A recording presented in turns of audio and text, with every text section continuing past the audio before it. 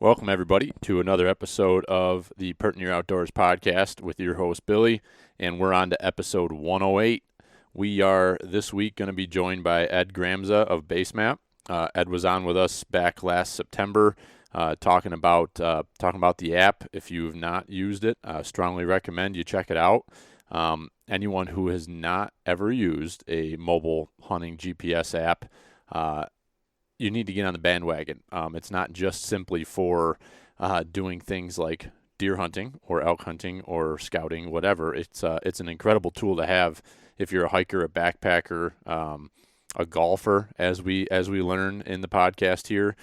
They've come out with some neat features and some new updates that make the app much more user-friendly and continuing to push the envelope on some of the things that they're doing to kind of raise the game in the app. Mobile hunting app functionality side of the world. So it was nice to have Ed on, nice to chat with him. As always, we kind of go off the tracks on a few things, but hear a couple hunting stories from him, a couple bear experiences on his hunt last year in Wyoming, which is pretty cool to hear those stories, and then talk about what we've got coming up here in the 2021 hunting season. So appreciate Ed. Appreciate him being on here. BaseMap has supported us quite a bit over the last year with any of the promos we were doing, whether it be fundraisers, giving us some prizes to give away, sent us a swag pack for the turkey raffle that we did, the turkey stimulus raffle we did to benefit NWTF a couple months ago. So appreciate you, Ed. Thank you for what you do and your organization supporting us. So if you are ever interested in purchasing the app or just trying it out, download it, give it a shot. If you like it and you want to purchase a subscription,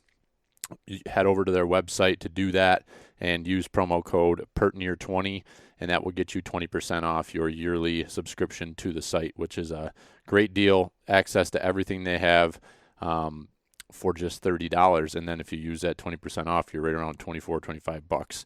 So check that out. Appreciate you supporting them and supporting us with doing that. I guess quick update on our end. I don't have much new to report on anything other than the fact that it was a crazy busy week and always seems to be headed on vacation here. When this posts, I will be hopefully on the boat with the trolling motor engaged and hooking up with some big largemouth over on Honeyway Lake. We're staying there for the week. So excited to get a week off. Probably going to unplug a little bit. Still going to have stuff going, I'm sure, but try to focus in on the family, spend some good time there, and enjoy the lake and what looks to be a beautiful week of weather ahead. So that's what we got coming up. I'm hoping to connect. I don't know if I'll physically get with them this week while I'm down there, but there's a couple outdoor stores, the one that is open and in operation at the north end of the lake there at Honeyway, and then there's a new one that will be opening up right across from the boat launch. I'd spoken to both of them and want to try to get a quick podcast put together with them just to kind of highlight and discuss what they're offering at their stores. But docks there at the end of, it's kind of a more of a bait and tackle shop, but they've got everything from fishing poles to lures to live bait, life jackets, and then they actually have quite a bit of hunting stuff as well. Ammunition, they had a nice little supply of ammunition a few weeks ago when I stopped in there.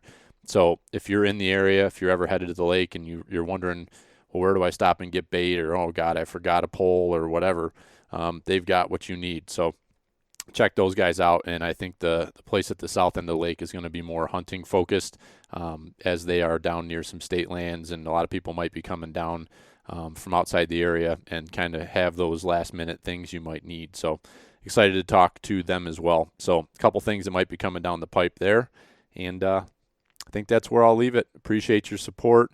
Give us a follow, give us a like, smash that subscribe button, as they say. And if you'd like to support us, as you know, we have those links in our bio. So if you'd like to continue to support us, we had a good month last month from Cabela's. So whoever you were that out there that purchased some stuff from Cabela's through our link last month, you helped us out quite a bit and covered our subscription fees for the podcast and the website. So thank you to whoever you were that did that out there. You're helping us keep this thing running, and we're trying to make this thing not a net loss, at least a break even is what we're looking to do here. So your support is much appreciated, and whatever you bought, I hope you enjoy it, because it's certainly helping us keep feeding them. So on that note, let's wrap her up. Here's my discussion with Ed. Have a great week, and I'll say it again, keep feeding them.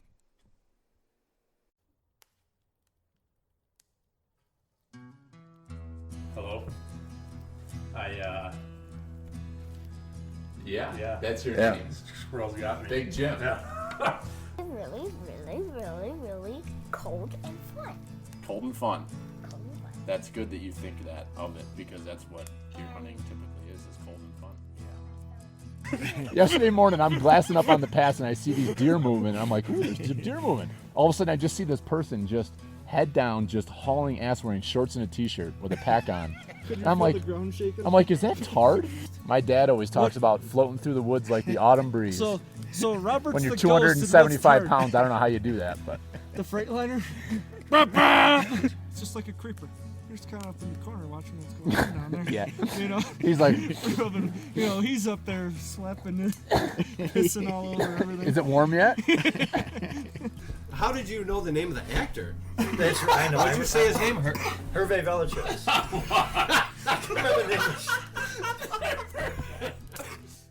You know what pert near means.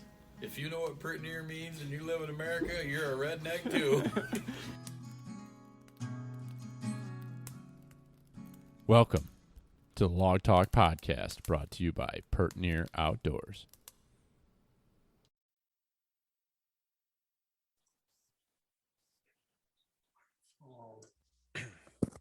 All right, can you hear me now? Is that better? Yeah, that's night and day difference. Okay, perfect. Sweet. All right, look at this, right on time. How about it? 8:59 my time. What's it? 7:59 your 7:59 my time. Nice.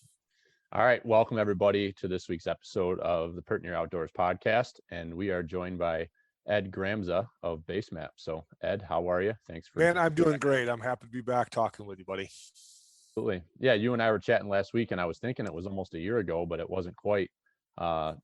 First time we had you on was right before the start of our hunting season. It was early September, the last time we had you on. So if anybody wants to go back and check that episode out, they can. But we kind of covered a bunch of your background and got a lot of the housekeeping stuff out of the way back last year. So I wanted to get you back on because we've been using the app right along for the last year, and there's been a bunch of changes and some new updates that have happened with the app that has really, in my opinion, changed the functionality and improved the functionality of the BaseMap mobile hunting app. So I guess I'll just toss it over to you to, I guess, just give a quick introduction to yourself for anybody who hasn't heard of you or heard of BaseMap.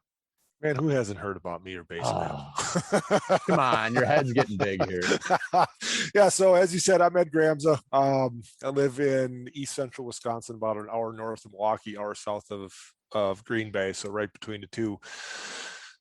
Grew up in Wisconsin, hunted here all my life, hunt out west, hunt all over the place. And as you mentioned, I work for a company called BaseMap. So we make a mobile hunting app similar to another company out there that starts with an O. Provide just basically the same information, some more features, a little bit better app, in my opinion. I've worked for both companies, at a much more reasonable price. And we've definitely come out with some stuff over the last, since you and I talked last, that has, helped improve it, our app, and give the users more features. And I'll tell you, can't tell you what they are, but there's more stuff coming, some really cool groundbreaking stuff coming. So my position with the company, I'm the director of business development. I don't know what the hell that means, but I work pretty hard. Yeah. I think we had a similar discussion the last time, and I was going to introduce a title for you, but I was like, I'm just going to avoid that because I mean, the gist of what I do is, I handle some of our third party, negotiations outside of BaseMap. I deal with our television celebrities. I run our ambassador team. I do a little bit of marketing. I do a little bit of sales, we're a small company, so whatever they ask me to do, I figure out how to do it. That big job of handling the Pert Near Pro staff. That's I don't know how you balance all that. I'll be honest with you. and I'm the podcast extraordinaire. I'm the one that has to show my pretty face on podcasts all the time. Thank God I got a face for podcasts. You do, I'll tell you. It's something. That red shirt and that gray hat, tan hat, it's nice. So yeah, we got on last year and we were talking about it, and I had been using the app a little bit, and the app is just recently, I think I don't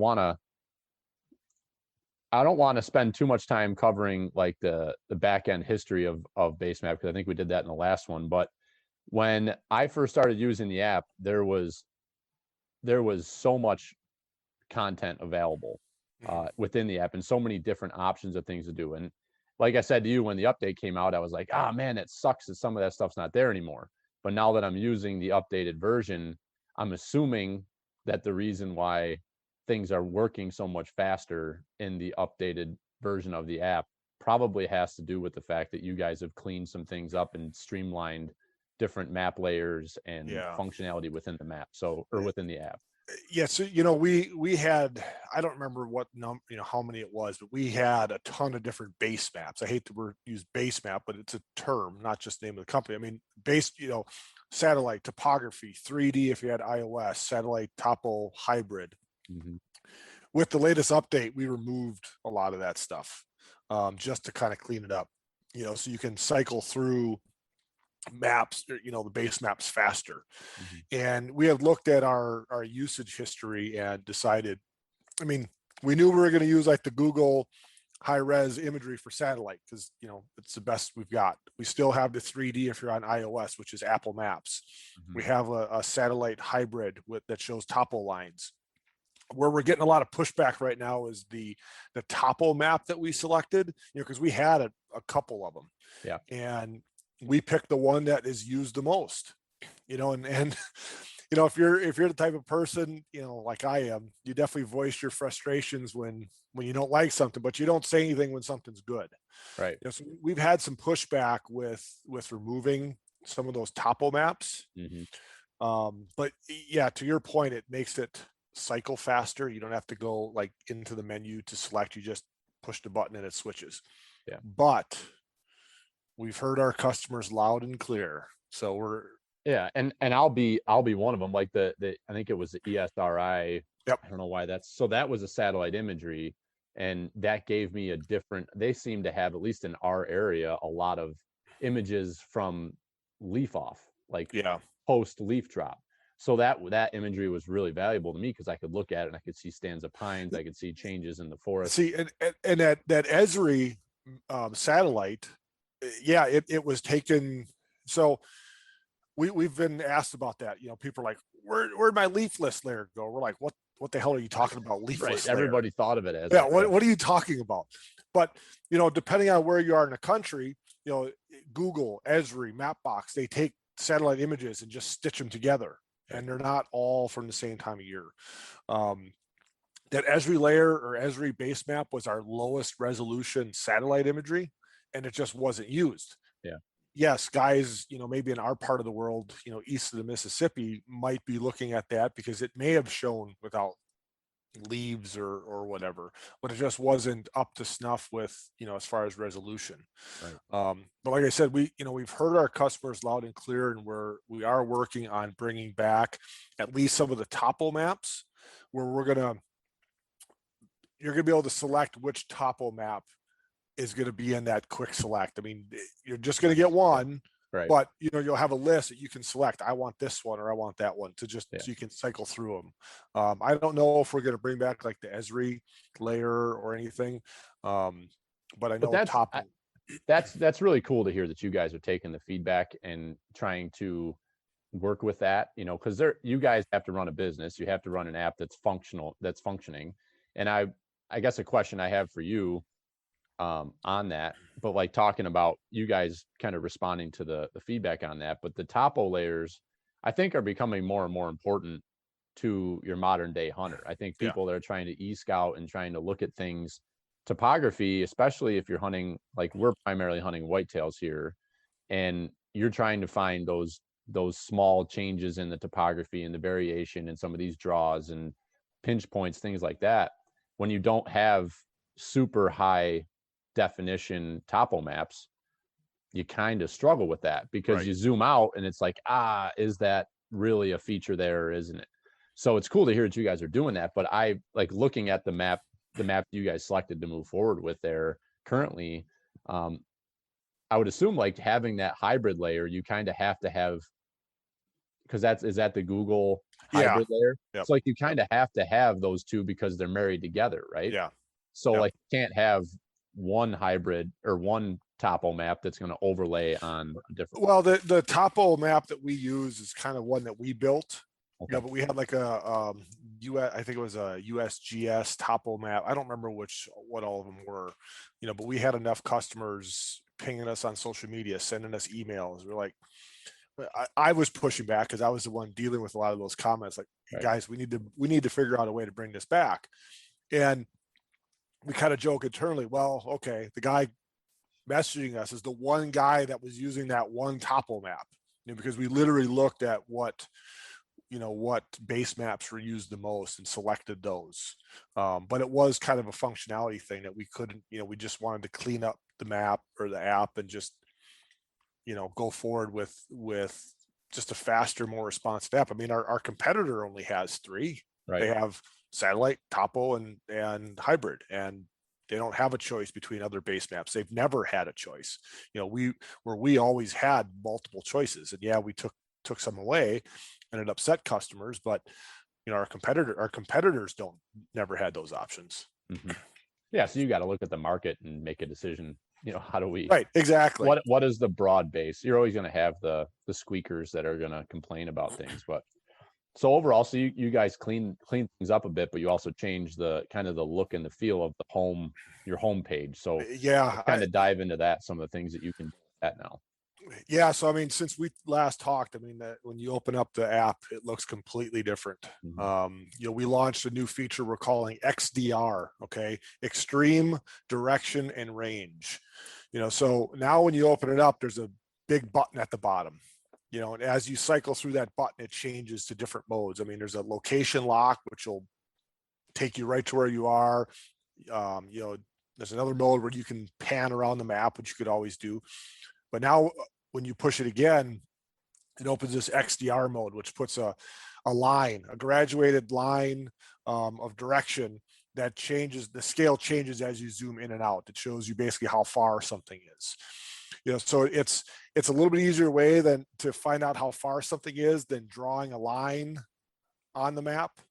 So now you can open that XDR and find something on the map. If you find a ridge or, some water or a marker you're that sitting you there, dropped. you glass up a deer that's on the other side of the basin. And you Yes. don't know how far away it is. Yeah. So now you can open that up. And like I said, it's a graduated scale. Okay. So as you zoom in and out, it changes the scale. But as you turn your phone, spinning a 360-degree circle, that line follows you. And you can just put the arrow on that feature you're looking at, live in the field, and it'll tell you exactly how far it is. So it's a lot easier way to navigate, a lot easier way to figure out how far something is. I mean, we did testing and it's extremely accurate. I mean, testing on like a football field, a football field is 100 yards. Excuse me. It was exactly 100 yards. I played a round of golf on Sunday morning, and just for the hell of it, I took it out and put it in XDR. I was standing on the 150-yard marker in the middle of the fairway, and it was 150 yards to the center of the green, just like it was supposed to be. No kidding. That's a cool idea. Yeah, it was BaseMap for your golf range. How exactly. about that?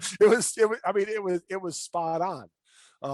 Because when I was in Wyoming last year, going on all these damn death marches, trying to get back to the horses or something, I'm like, gosh, how dang far away are these horses? I'm just done. And I would like draw a line as I'm walking, draw a line, trying to figure out how far away I am. Now I don't have to do that. Yeah, that's cool. We've had this idea for a while. There's none of our competitors have this. So we're saying it's industry leading because nobody has it. And it's it has completely changed the game, and it's super cool. Yeah. Yeah. It's neat to see all the companies kind of constantly trying to come out with some new ideas and new stuff to switch it up, or, because how much can you really do? You look at an app and you're like, yeah, as a normal user, you're pretty happy with it, but you Right. guys are looking like, what's the next thing? Because we have to keep this business growing and that product growing. So Right. that's neat.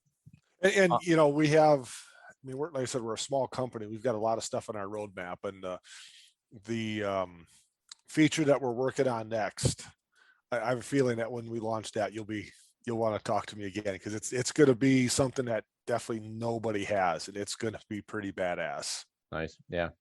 I don't know what you're talking about, and I'm looking forward to hearing more about it. But to your point, before, we do listen to the customers. The whole thing with the topo map, we're working on that now. That's a pretty easy fix. Last fall, man, we had a lot of issues with our offline maps. Mm-hmm. Just it was taking forever to download, which is the biggest thing. And it was a server thing, and it was a file thing, how big we were making our files and this and that. It was, I refer to it as a dumpster fire. It was just a nonstop head scratcher, head banging your desk on the moment. Like, what can we do? So since we last talked, we've rebuilt our whole offline map experience. Now we used to be able to kind of customize how big or small you want your maps based on resolution. Now there's 3 different sizes. It automatically downloads all 3 base maps, topo, hybrid, nice. and satellite layer, which you used to have to turn on individually. You still have to turn on individual layers if you want them, but they download like 5 times faster. It used to take 45 minutes to download one map. Now it takes like 2 minutes. Yeah, that's a big deal.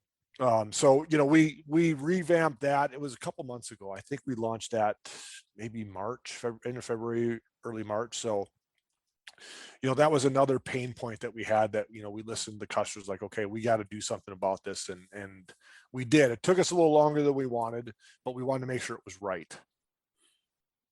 So yeah, it's good. And what's the best way for people?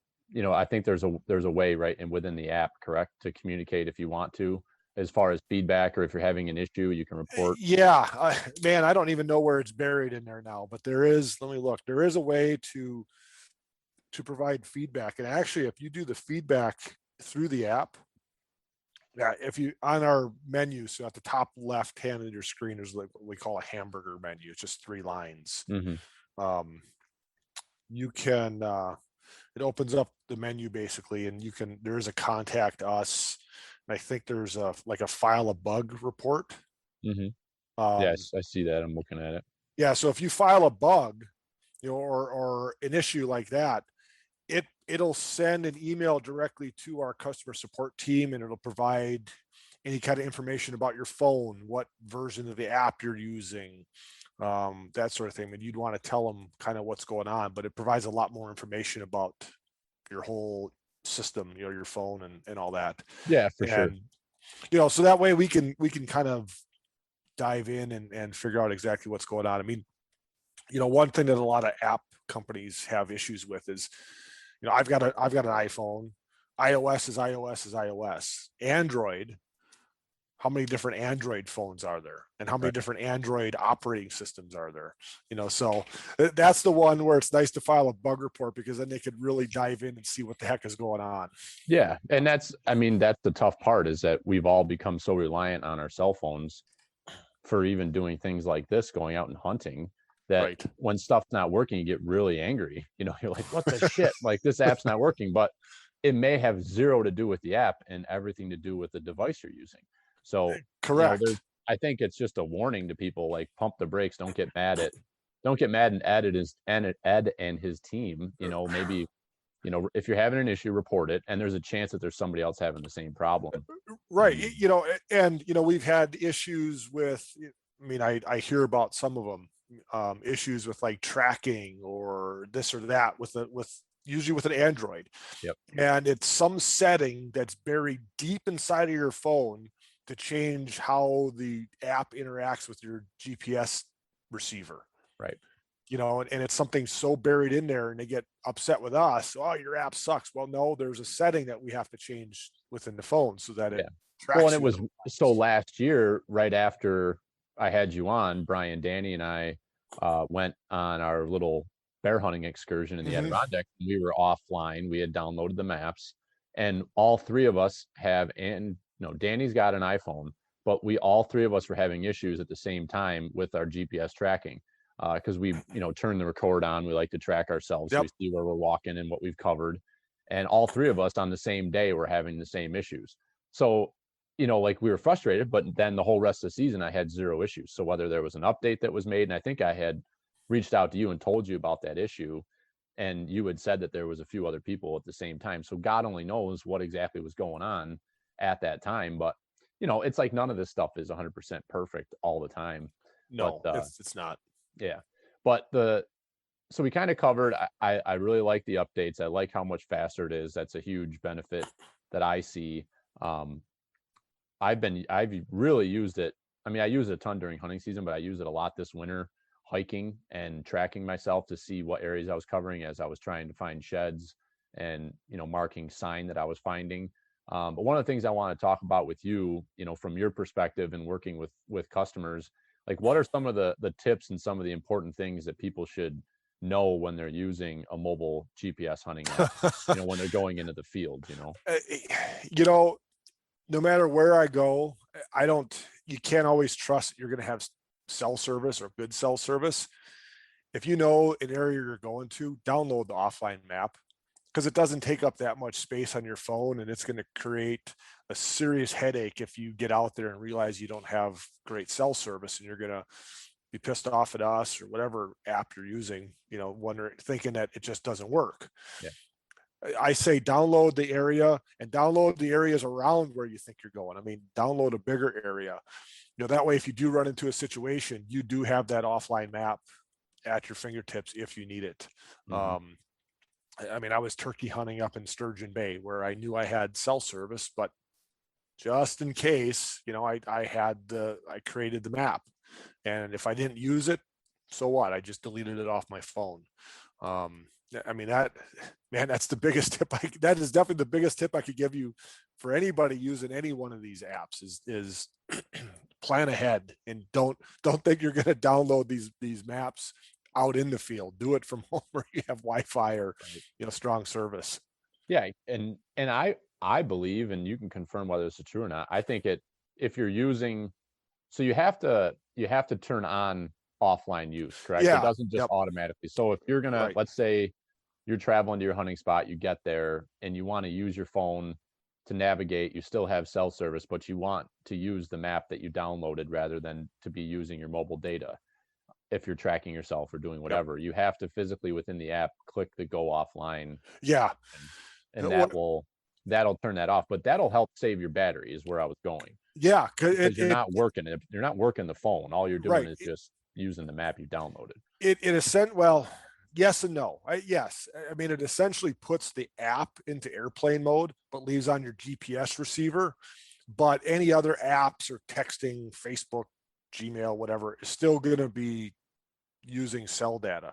Right. So even if you literally put the app into airplane or the phone into airplane mode and go offline, it's gonna work.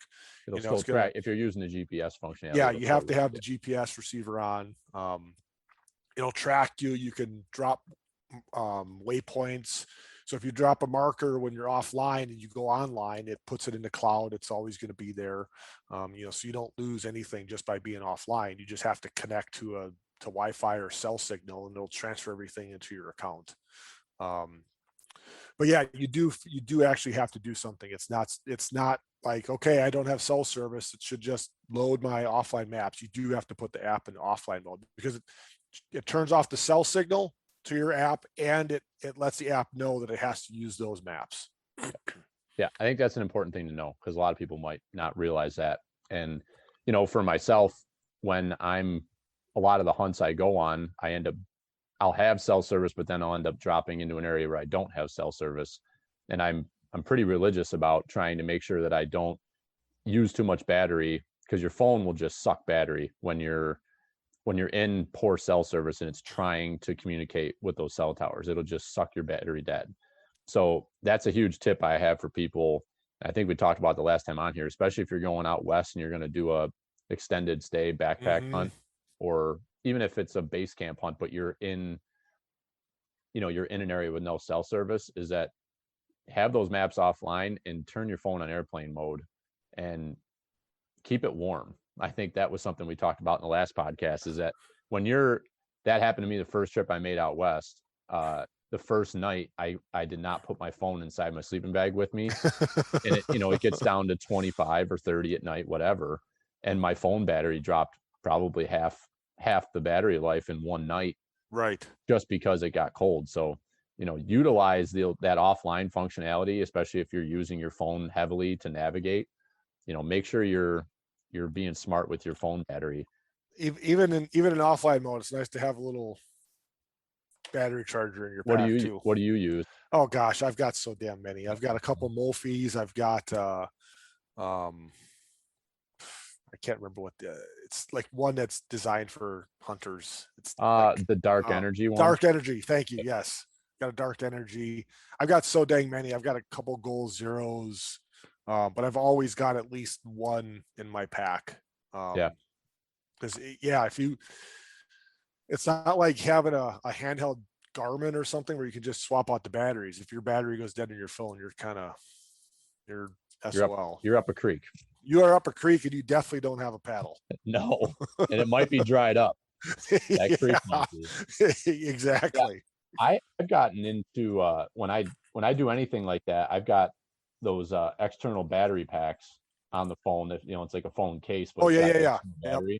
I swear by those things. I don't use them day to day anymore because I'm almost always in my vehicle and I can just plug my phone in if it's low, or it's always plugged in. But those things are awesome. Like you get one of those external battery packs and then carry one of those chargers, those handheld batteries, and you should be good. Like you can last a whole week on those two, as long as you're not trying to use your cell service. You can pretty much survive. Exactly. I mean, I was in the backcountry of Wyoming in September, and I was offline the whole time, and man, it seemed like I hardly drained my battery at all. Yeah. And I also had the phone literally in airplane mode because I had no cell service. So it's not like I was pinging any satellites or any cell towers or anything, because there was nothing where I was. So yeah, you were in the wilderness, right? Oh yeah. Yeah, I was definitely in the wilderness. Yeah. Running away from grizzly bears. Literally. I don't think you told me that story. I think you teased that to me over the phone. I don't think that. No, you might have, but I want to hear it again.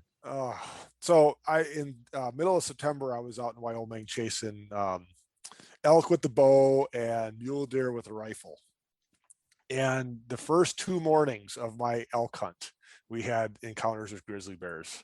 I mean, my buddy that I was hunting with, we were ready to throw down 2 mornings in a row. I mean, the first morning, we were chasing a bull, chasing a bugle, and we're walking through this timber. I mean, we were in a place that no human should be. I mean, it was just nasty timber. We heard something jump up, and we look, and I'm like, I don't know what that is. It was definitely like a color phased grizz. It was kind of light color. We thought, well, it's like the color of an elk. We just kicked out that damn elk. But it stood there and we couldn't really see it.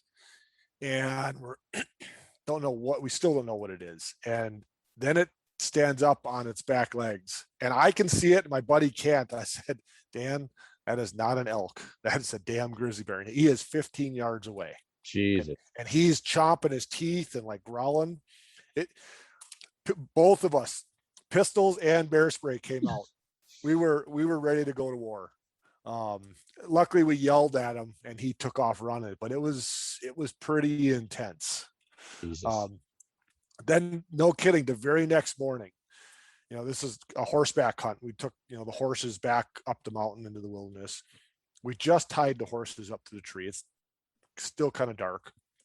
I remember getting off the horse, taking off my pack so I could take off a jacket, put the pack back on, take the pistol out, put one in the chamber.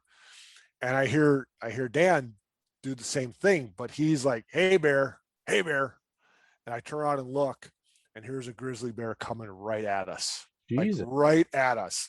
So again, we're both standing there with pistols and bear spray out, and this thing is just coming and coming and coming. And my horse was the one that let us know that this thing was coming. I mean, the horse was like on point, like something's not right. But he got about 15 yards away, and we scared him off. But there were other horses coming up the trail behind us, and this bear ran across the trail in front of these guys. And these other riders didn't know that bear was there. And that bear kind of came after them when they crossed on the trail. We could hear it all going down because it was only 50 yards away. You think it was the same bear from the day before or no? No, different bear, different color. We were same area. Wow. But there was another hunter in camp, another bow hunter in camp who had grizzly bear encounters the same 2 days, like way a different part of the unit. I mean, they were ready to go to war with the grizzly bear too. I mean, so 4 grizzly bear encounters in 2 days between 2 hunters. Not exciting. No. I mean, it's exciting, but it's not exciting to hear those stories. So I ended up shooting my elk on the second day, and we couldn't find it that night. It was getting kind of dark, and it's like, this just isn't.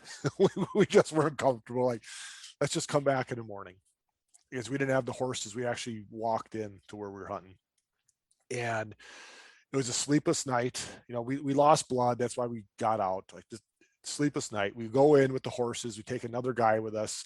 I left my bow at camp. We all of us went in with rifles, not to shoot a bear, but to defend ourselves if we found the elk. Yeah, because that bear is probably, if he's in there, he's probably going to be on the elk. Right. So I mean, it was definitely a pretty intense time going in and looking for my bull. We ended up finding a bull literally 15 yards away from the last blood that I marked on the app. It was like, that's where we started, and he was 15 yards away. Yeah. And untouched, man, we got that bull out of there so damn fast, because we're hunting where there's grizzlies, there's black bears, there's wolves. We didn't know what the heck we were going to find on this elk. That's pretty amazing that it went a whole night without getting tampered with. Yes. I mean, so we had 3 guys, and one of us had a rifle in hand at all times with their head on a swivel, while 2 guys were cutting up an elk. Yeah, I guess just because it hadn't been touched yet doesn't mean that they didn't know it was there. There Correct. could be bears around or.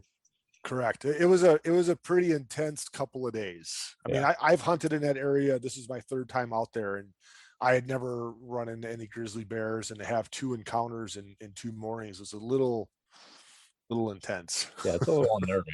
But it's out here. I don't know how it is in Wisconsin, but you shoot a deer here, it's almost a guarantee if you leave it overnight, it's going to be you almost can't leave them overnight here. Yeah, coyotes will so quick, it's unbelievable. Yep, same thing here. I mean, you could gut a deer here and go back to the same spot the next morning, and the carcass is moved and the gut pile's gone. Yeah, it happens pretty quick. Yeah, but that's the different game, because you go out west and you're dealing with those big predators like that. Like, that's not. We'll do it here if we shoot a deer close to dark. We'll let them go, unless it's like we saw them go down. We'll just let them go, and we'll go back 9, 10, 11 o'clock, sometimes even midnight, depending on the situation. Right. Because we're not concerned about run into a coyote, no big deal. But you run into, a wolf or a bear, that's no bueno. It's not. Well, part of the issue when I shot that bull and, we got out, it was 2 years to the day from when, my buddy, the guide I was hunting with. So I was hunting in wilderness. I needed a guide. I'll just be upfront about that. That's just the rules in Wyoming. Mm-hmm. But he's a good friend of mine. It was 2 years to the day where one of his guides got mauled and killed by a bear out there. So that was in the back of his mind. It's starting to get dark. We don't know where this bull is. We hear weird stuff. We don't know what's out there. So, I mean, this was in the back of his mind. So that's why we left it and just got out of there. He just didn't feel comfortable. I couldn't blame him. I mean, like I said, we didn't have the horses. We had walked, a mile in, and just wanted to get the heck out of there. So it was a pretty intense, time searching for this bull. Like I said, he was literally 15 yards away from the last blood. which you hear that all the time, but you just never know. You got to wager the risk and the chances of whether you're bumping it or if you're in the wrong direction. Well, and just the idea of processing an elk in the dark wasn't fun. And, you hear a lot of guys, they'll start a campfire or something so they have light. What was so damn dry, that would have been a horrible idea. So there were just a lot of factors that went into leaving them overnight. I mean, it was cold enough. I mean, it was in the 20s every night. So, I mean, it was plenty of cold enough to leave them. But yeah, we found them and got them back out of there fast. I cannot blame you there. I love squirrel hole or rabbit hole stories. I don't even know where we were at. We were just talking about cell phone battery life, and somehow we got onto grizzly bear charges. Well, we were talking about some tips on how to use the app. So using the offline maps is a huge tip for people. Is make sure wherever you're going you have maps downloaded. Right. What's And some other stuff that you might? Just depending on where you're going, if it's a place you're not familiar with, if you're leaving your truck or you're side by side or just going in the trail, drop a marker where you leave anything. I mean, again, bring up Wyoming. Every time we got off the horses, I would drop a marker where those horses were. Because if going back to the story about, Dan's guide getting mauled, well, if something happens to Dan, I need to know where the hell I'm going to get back to the horses. Yeah. But so if you're navigating in the dark, obviously it's easy to get turned around and lost. So if you drop a marker where you need to be to get out of there, it could be the difference between, I don't want to say life and death on our side of the world, but it could be the difference between spending a night out in the woods or getting back to camp. Yeah, sure. And if you're gonna be reliant on technology to help you navigate, which I think there's positives and negatives of that, but the technology is so damn good. And as long as you know your phone and you know your situation, you're cognizant of that battery life, it'll work for you. You don't have to worry about it necessarily failing on you, but you gotta utilize the tools that are there I think using your tracking feature, I absolutely love. If I'm going in the woods, whether it's to scout, whether it's for a hike, I want to know where I went, because most of the time I'm going to end up finding something that's interesting to me that I can go back and reflect on at home. I can take it on the big computer screen and I can look at stuff and see what, is there a trend between what I'm seeing on where I walked and where I went, seeing that, but also like talking about like knowing where you are and how to get out. I mean, there's times just hunting whitetails here in small blocks of timber, or if you're up hunting public land, you get up on some of these side hills and stuff in the dark. I've gotten turned around in the dark, but there's something incredibly valuable about looking down at your phone and seeing where you've been, where you're headed, and you might have just done a huge circle and you don't realize it, but you're going to see that on the app where it's tracking you. So, yeah. Using tracks is huge also. Just because it just leaves that breadcrumb trail. So if you had to go back out the same way and you get turned around somehow, at least you know where the heck you're going and how to get there. Yeah, for sure. Yep. And it's cool to see the elevation. Yes. That's something that you guys have that the competitors, at least I know a couple of the competitors don't, is actually getting that, that detailed report at the end of your hike of exactly what the terrain and the elevation change and the things like that. I love that stuff because I'm a runner. So I use it. I turn it on when I'm running. I use it for my performance. Yeah. I use it for when I'm out for a hike, when I'm training to go out west, I do a lot of hiking and stuff. I use it to just kind of see where I'm at. If I'm keeping up with the pace I want to be at or not. Yeah. It's a super cool feature. It is. One thing I've done with the tracking that I think is pretty slick, I love it because I think it helps me with my scouting for whitetails, is like I'll walk game trails, but I'll also walk logging roads. Yeah. And then I can actually I can see it on the map. Then with my tracks, I can see, where those roads are, where the deer trails are, and you can kind of start to put some of the pieces together. So I think utilizing the tool of it that it's an incredible tool for scouting without putting too much time into it. one super, for guys like us that may shed hunt, if you're shed hunting an area, turn on the track, because man, you know exactly where you were. And if you're zigzagging through a field or something, you know exactly where you were, so you don't have to keep going back and wondering, well, did I cover this spot? Yeah, exactly. Super huge benefit. So this a question for you. Is there, and I haven't looked to see if it's something that is changed in the app with some of the updates, but are you able to change the colors of some of the tracks? Like, can you get in and manipulate that? Not yet. Not yet. Okay. Wink, wink. That's something personally that I would get a lot of use out of. Is Yeah, changing it so I can tell what, like, you kind of color code it for what you're doing. Yeah, we've heard people ask about that, so it's coming. Roger, heard you. The other thing, if I may, would be some of the icons, like the hunting related icons. It's coming. I swear I didn't plant some of this stuff. This wasn't planned, but that's exciting to me, because that's probably one of the only things in the app that I'm like, I wish I had a buck rub, a buck rub icon so that I could mark that, or a scrape.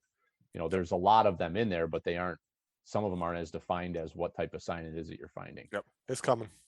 Beautiful. That's a little tidbit. It's that constant improvement from BaseMap. Just fantastic. Exactly. Couple more product things, and then I kind of want to hear about what you've got, kind of how your season ended last year, and then what you've got coming up here for this fall. I'm definitely interested in that. Just on the app, we kind of talked about some of the features. I think one other thing I'll throw out, especially to people in New York, we have the Great Lakes here. Something that doesn't get talked a lot about with the app is some of the lake contour maps. Yeah. And that's pretty cool. I've used that a little bit and looked at it. I haven't been out fishing on Lake Erie pretty much since we had our first child. I haven't really been able to get out on a big water since, but I can't wait to, because I want to play around with the app and use it. But talk a little bit about some of the other things that you can do with the app that isn't just hunting focused. It's like you said, we do have some lakes mapped out, not a lot. I mean, 5,000 lakes throughout the country. It's not a huge focus. People think, 5,000, that's a lot. Well, I live in Wisconsin. We've got more than 10,000 lakes. We got more lakes in Minnesota. But for the Great Lakes, all the Great Lakes are mapped out. The bathymetry data's in there. A lot of the stuff in the big water. So that's kind of a cool thing. If you're a hiker going out to a national park or something, I mean, obviously the national parks are in there with all the trails, trailheads, et cetera, et cetera. I mean, so that's kind of a cool thing. We don't focus a lot on the hikers, but if I was going out, I mean, I've done a lot of backpacking. I haven't done it in quite a few years, but if I was going out backpacking right now, I would sure use it to follow the trails. Yeah. This is an added expense on top of our pro membership. We have a hunt research data, shows harvest information. It shows a lot of boundaries of where, like, migration routes or historic areas where animals are going to be. So you can actually kind of do a little bit of research, and it also includes, if you're familiar with Eastman's Hunting Journal, it shows all the Eastman's data in the states out west, as far as what Eastman's figures, as a good county or a good hunting unit versus others, basically trophy potential versus hunting pressure versus et cetera, et cetera. I mean, there's just a lot of research that they do, and they rank them, and like blue chip, green chip. It's basically just color coded. So a lot of guys like get the Eastman's Hunting Journal to get the MRS data, as they call it. Well, we have that as part of the hunt research layer. So if you're a Western hunter and trying to plan for hunts down the road, we have that information. There's trying to think, we have over 800 layers. Our competitor doesn't have that many. So I mean, there's just so much information, that you can have at your fingertips for a pretty dang low price. Yeah, a lot of the state related, in those 800 layers, you can go to each state, and there's certain layers available for each state, correct? Right. Yep.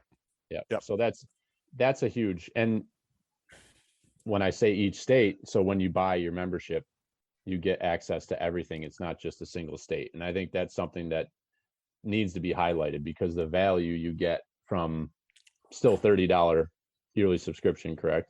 Yes. So that $30 gets you access to every state in the union and all the data that comes with that, the basic data, not the hunt research information, but right. Hunt research is an extra $10 a year. yeah. Which if that's your thing, it's a pretty damn good deal. Which is cheap, it's inexpensive because Eastman's Hunting Journal, print subscription is more than that. Yeah. And it's all the same information that they put in the magazine. Yeah, that's a great. They'd probably deal. shoot me right now if I knew I was trying to cannibalize their magazine, but there's a dot on your hat. Watch out.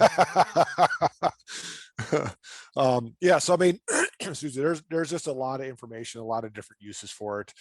You mentioned using it for running, for keeping your tracks. I go hiking. I live basically across the street from a state forest here in Wisconsin. I turn on tracking and use it every time I'm out in the state forest, even though I've been on those trails a million times. Yeah.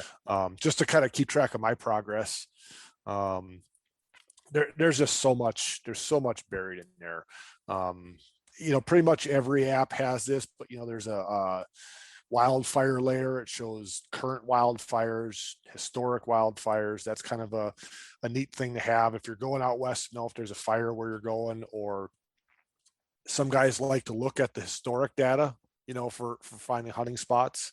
Mm-hmm. So that's really a cool layer. I mean, hell, there were so many wildfires last year. I mean, there's gonna be a lot of historic stuff. Full-time job. And it sounds like it's off to kind of it's going to get a little dicey this summer. It sounds like I've been talking to a couple of my friends in Colorado the last few days and not looking great. It's funny. I looked at the current wildfire layer yesterday. I could not believe how many there were already. Yeah. It's insane. Yep. And I don't know what it's like by you in Pennsylvania right now, but Wisconsin, everything is bone dry. We haven't had rain here in weeks. I wish I was in Pennsylvania. I'm in Buffalo, New York. In New York. I'm sorry. You hunt today, right? You don't even know who I am. No, and I've been looking over your shoulder at the damn Buffalo. Yeah, the Buffalo thing behind you. I know, I'm just busting your balls. I just said Pennsylvania a couple times. I love Pennsylvania. That's the problem. If I could, and I knew you were in New York. I knew you were a Buffalo fan too. I'm just razzing you, but we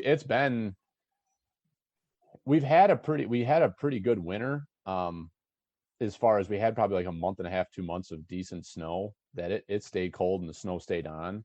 And then it went right. It melted off in March. And I mean, it was pretty bone dry, like end of March, beginning of April. It was crazy. Like farmers were getting out and working fields and it was like, this is not normal, dust everywhere. But we did get some decent rain. Through like the end of April, we had a nasty cold front the 1st of May, and beginning of May was pretty wet and cold. So it's been a great spring for farmers, and it's been a great spring just for weather. But it's been pretty darn dry. So it's like you look at the creeks around, you look at some of that stuff, things are dried up pretty good.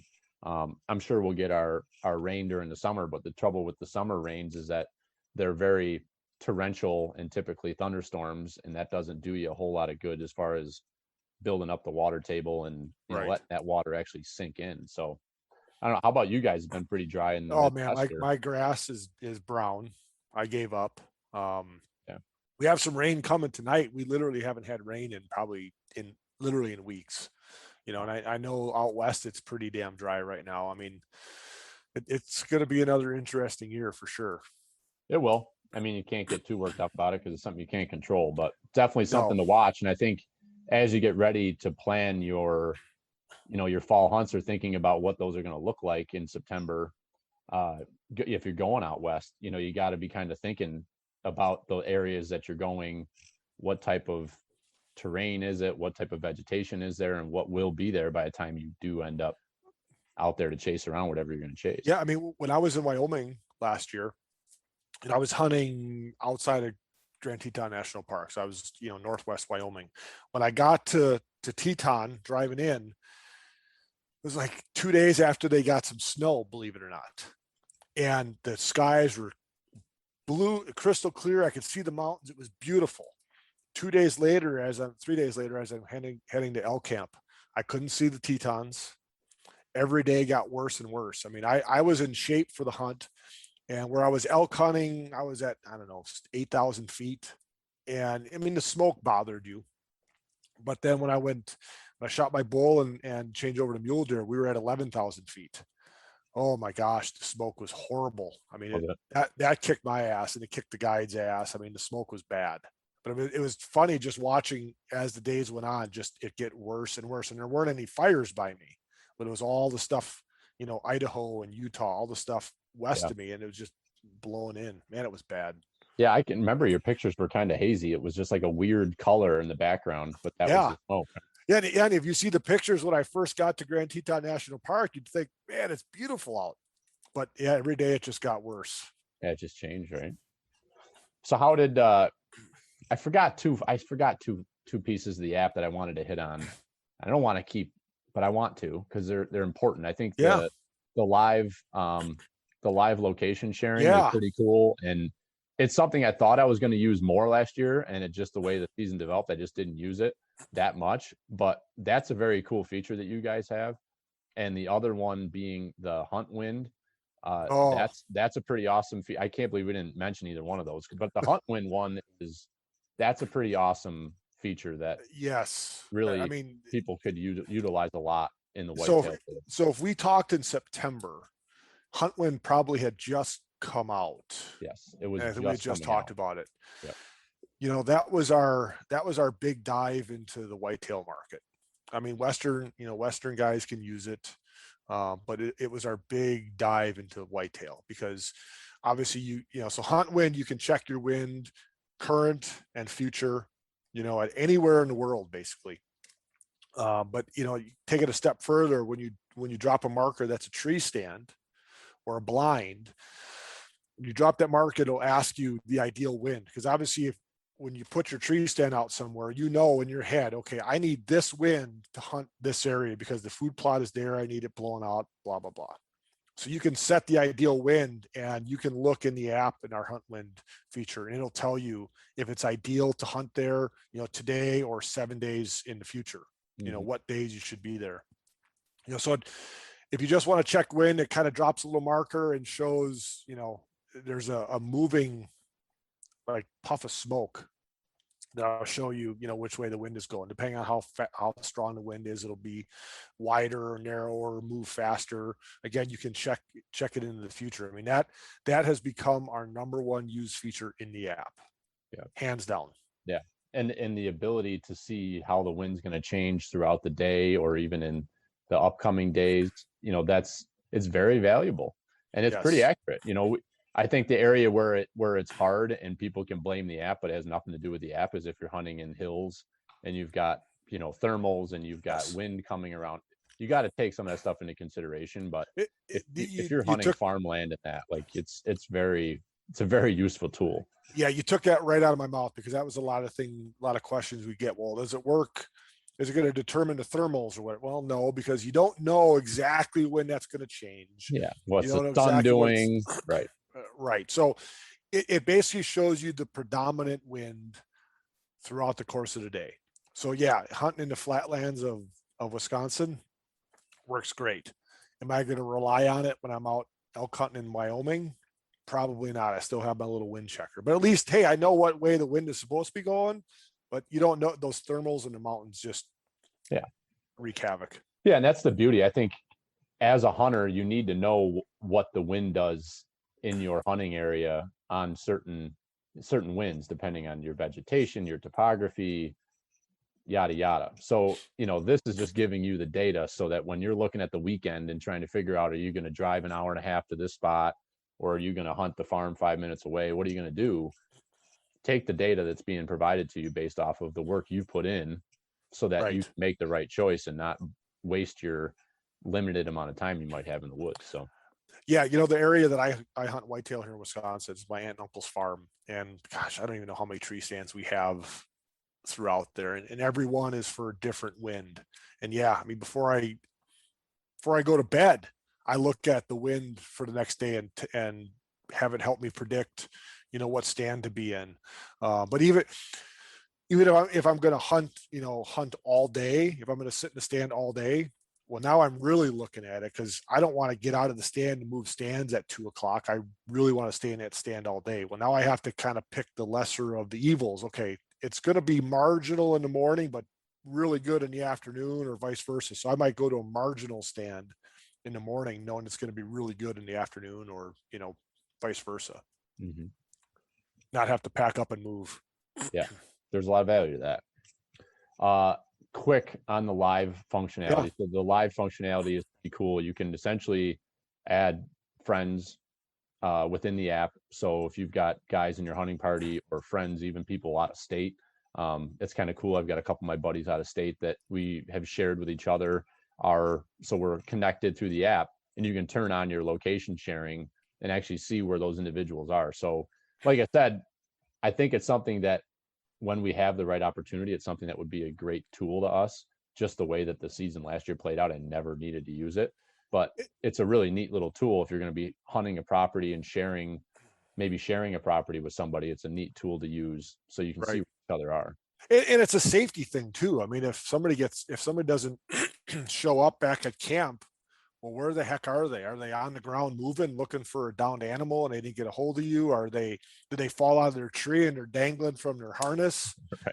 Right. So I mean, there's a whole lot of functions for that. You're right. Sharing a property with somebody. Okay, I know that he's in this stand. I'm going to go to the other side of the lease or whatever. I mean, so there's definitely a lot of function, a lot of uses for that live location sharing. Yeah, no doubt. All right, quick. I want to hear how'd you end up doing? I don't think I ever heard. Did you end up getting a whitetail? No, God, so I shot my bull elk. I shot my mule deer. Whitetail hunting was a dumpster fire. I bow hunted for like around the rut for like 5 days. It was so hot. I mean, it was like the first week of November. It should be 30 degrees. It was 70s every day. In 5 days, I saw 2 deer, and they were both doe on the same morning. Yeah. I mean, nothing was moving. And then rifle hunting, Wisconsin's rifle season starts the Saturday before Thanksgiving. We have 9 days. I usually hunt for 2 or 3. Didn't even see a deer. I mean, there's 5 of us that hunt the farm. Only one of us saw a deer on opening weekend. There was just nothing moving. And the whole state was kind of like that. It was just a weird year, like weather wise, and our harvest was down. Just a lot of people reporting not seeing anything. Interesting. So it was not a good whitetail year at all for me. Well, that's okay. That just means there'll be more this year, right? Right. So it made me look forward to spring turkey hunting and this fall. So you got a bird, right? I did. It was quick. I basically hunted one morning. I shot my bird at 5:30 a.m. Watched him fly out of we could see him in the tree.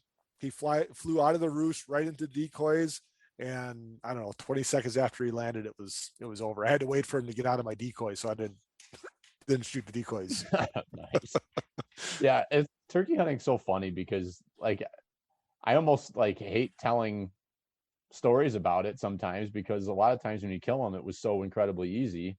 It's like the stories about how you didn't get them is almost more exciting than the ones where you get them, because it's like, yeah, I just went out in the blind and sat there for an hour and they came out and I shot one. Like, yeah, I mean, yes, I hung with a buddy of mine up in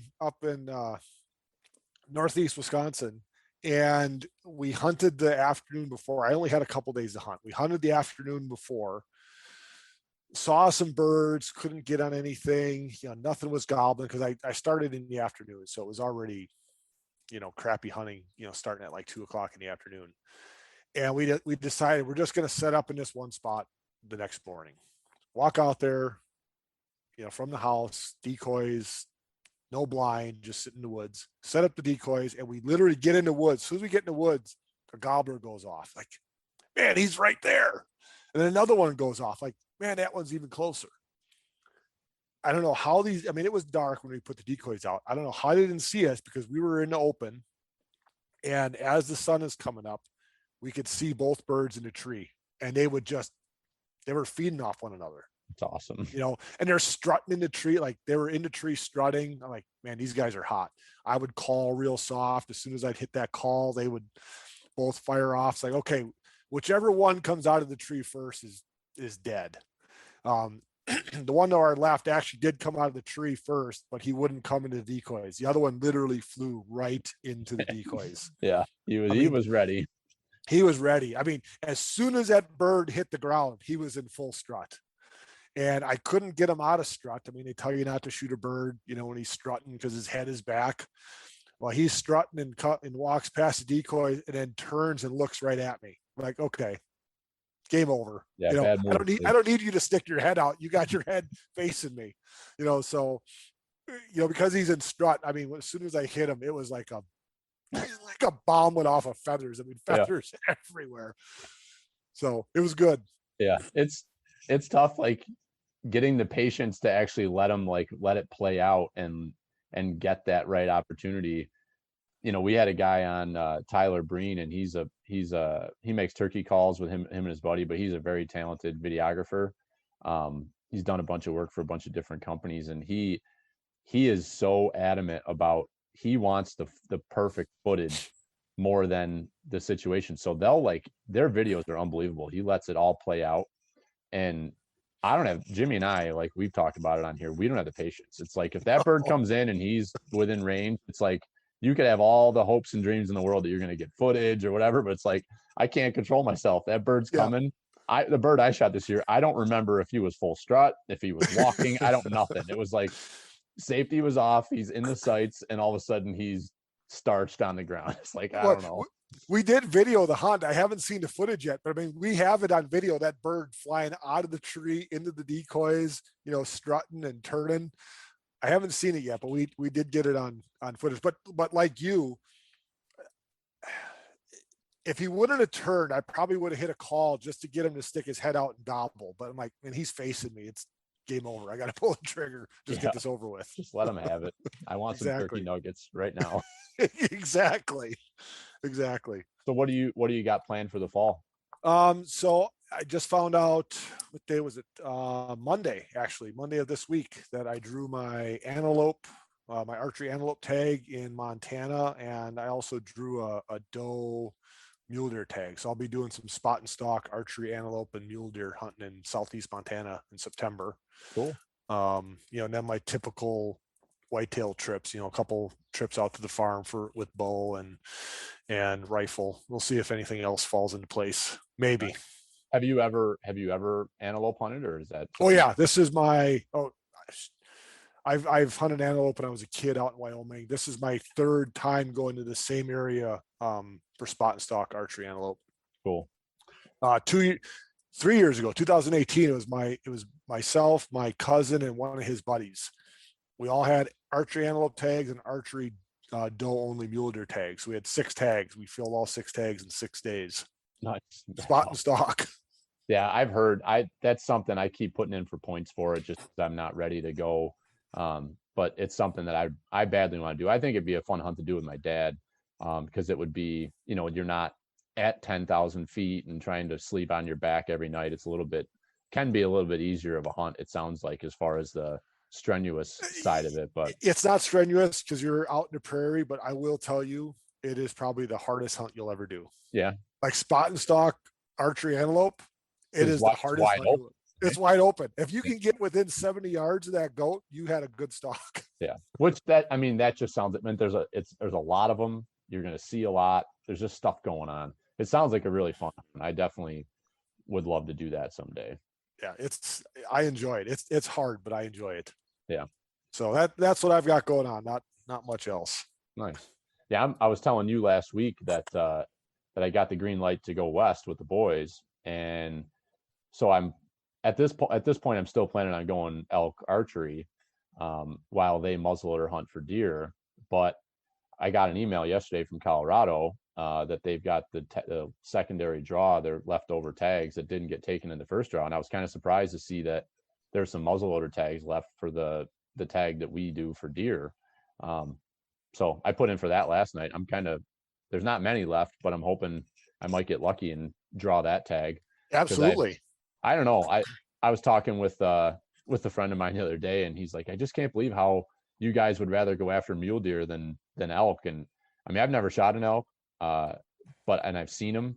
I want to kill an elk, but there's just this thing in the back of my head where after the experience we had of packing that elk out, how much work it took for a whole group of guys and the impact that has on the trip. Like, we shot the 3 deer back in 2017 in the same morning, and it was like nothing to get 3 deer out of the woods with the same group of guys. But to shoot 1 elk, that was a hell of a whole day. Yeah, that's a whole day. It was a whole day, and it that weight from those elk that beat guys up. Like, there was hurt knees, there was sore backs.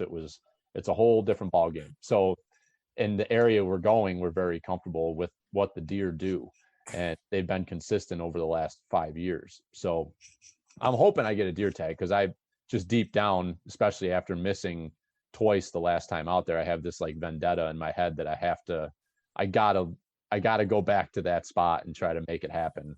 So hopefully we'll see what happens. I hope I draw the tag, but we'll see. Nice.